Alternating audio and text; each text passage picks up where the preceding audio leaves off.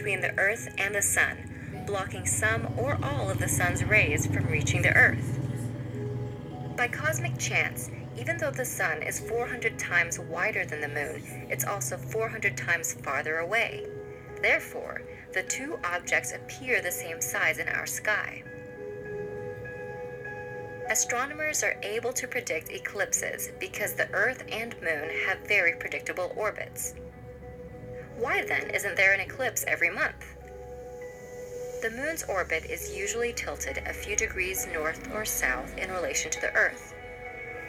When the Moon does eclipse the Sun, it casts two types of shadows on Earth: a smaller, darker shadow known as the umbra, and a larger shadow known as the penumbra. There are four types of solar eclipses.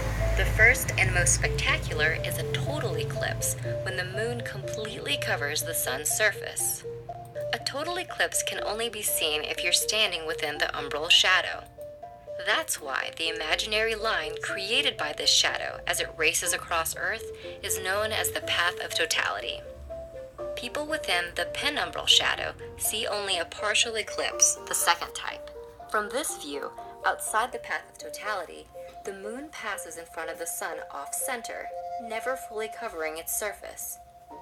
Third, an annular eclipse occurs when the Moon passes directly in front of the Sun. However, unlike a total eclipse, the Moon appears too small to fully cover the Sun. The Moon's orbit is elliptical, so sometimes it's closer to Earth and sometimes it's farther away. Last, a hybrid eclipse is when the Moon's position between the Earth and Sun is so finely balanced that the curvature of the Earth plays a role. The Moon will be farther away from some parts of Earth along the eclipse's path, resulting in an annular eclipse. In other parts, the Moon will be just close enough to fully cover the Sun, resulting in a total eclipse. While a total solar eclipse happens somewhere on Earth every year or two, any given point on Earth experiences the event only about once every 400 years. We interrupt this video for an important safety announcement. Looking directly at the Sun, even during an eclipse, can cause permanent eye damage. Fortunately, there are ways to enjoy an eclipse safely. The easiest is to use certified eclipse-watching glasses, which are shaded thousands of times darker than typical sunglasses. You can also look at the eclipse indirectly by making a pinhole viewer. Simply poke a small hole in a piece of cardboard. Hold the cardboard up to the Sun, allowing the Sun's image to be projected onto a flat surface. Be sure to look only at the surface and not through the cardboard. Just before the Moon completely covers the Sun, low-lying valleys on the Moon's edge will be the only spots that sunlight continues to pass through.